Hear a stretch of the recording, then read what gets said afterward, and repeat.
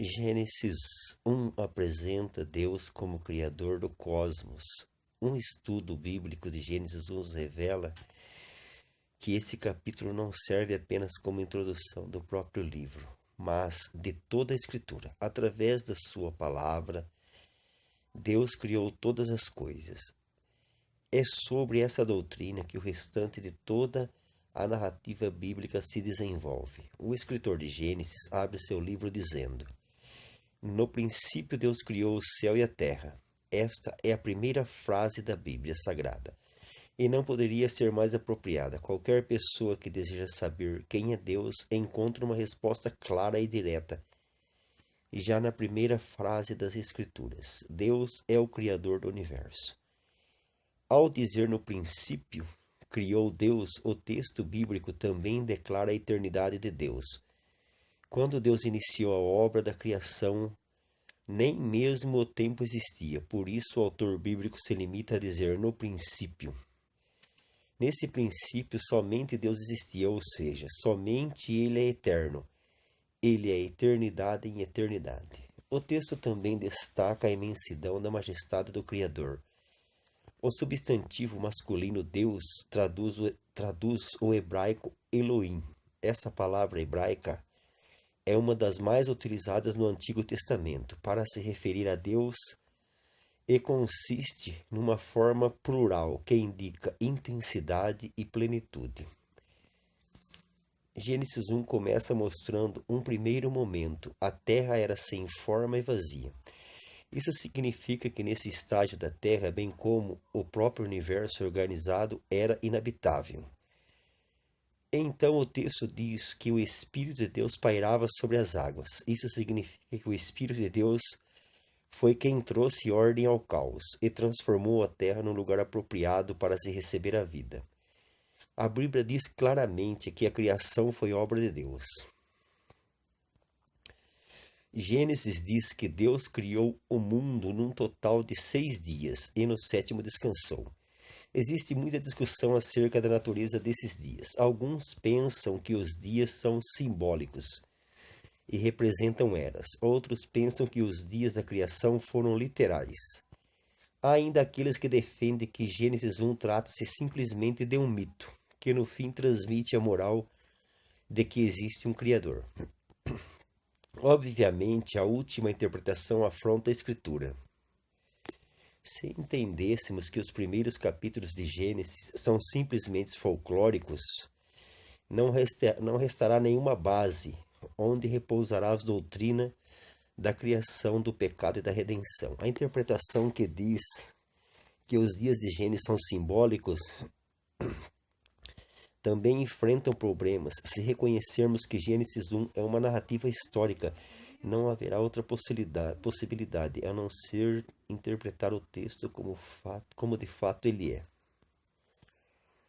Gênesis apresenta a sequência da ordem dos atos criativos de Deus em duas tríades de dias. Na primeira tríade, Deus iniciou a criação e deu forma inicial básica.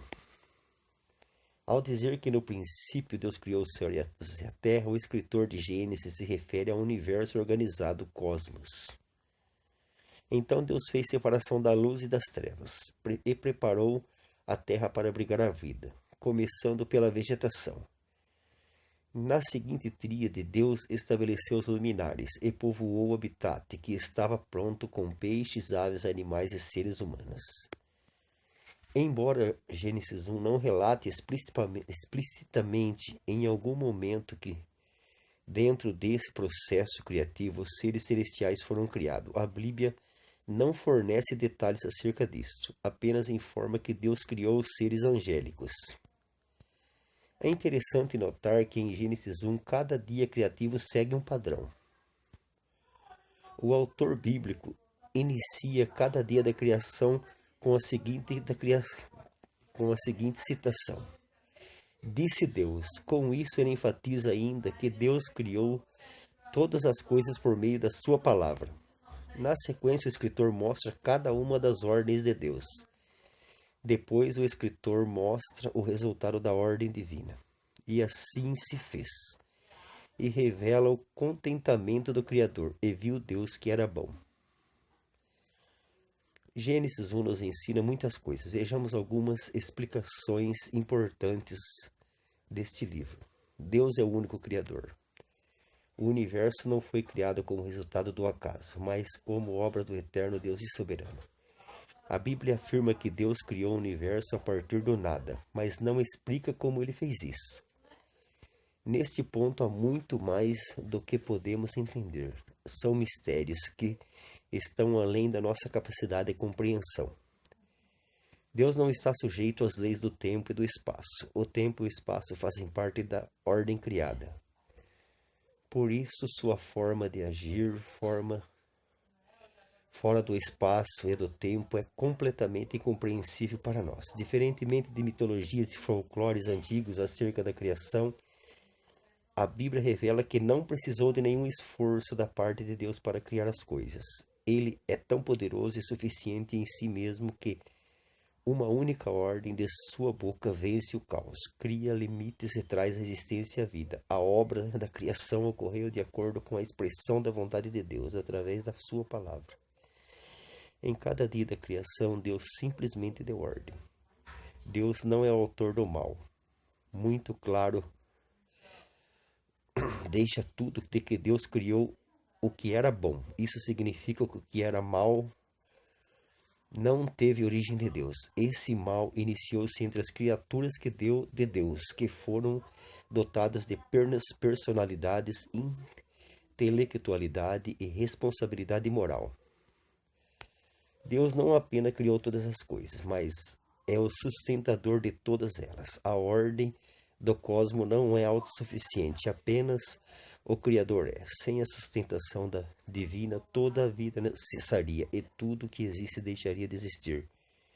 Falando da atividade sustentadora de Deus, diz que nele vivemos, nos movemos e resistimos.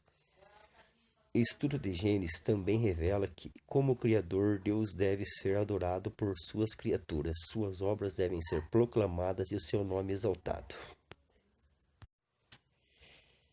Gênesis 1 apresenta Deus como Criador do cosmos.